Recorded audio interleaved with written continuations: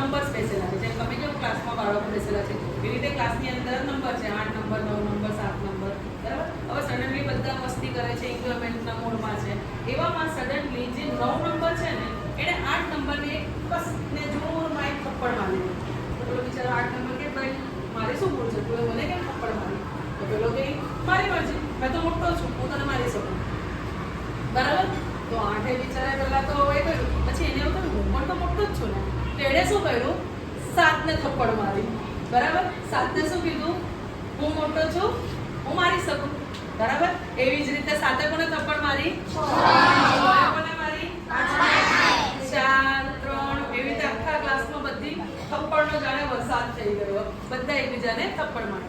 હવે એવામાં પેલો જે 0 નંબર છે એને તો ખબર પડી કે ભાઈ મને તો બહુ પડવાની છે, કારણ કે હું તો સૌથી નાનો છું. એટલે એને શું કર્યું, નીચે બેન્ચમાં નીચે ચાલ્યો ગયો, બરાબર. નીચે ગયો તો એને છે ને પેલો 1 નંબરથી ભાઈ તું કેમ છુપાઈ ગયો, કે ભાઈ તું તો મને મારશે ને, કે હું નહીં મારું. બહાર આવ્યો, એને 0 ને 1 ની બાજુ બેસાડી. બોલો 1 અને 0 બે ભેગા થયા તો શું બને, તો કોણ મોટું થઈ ગયો હવે?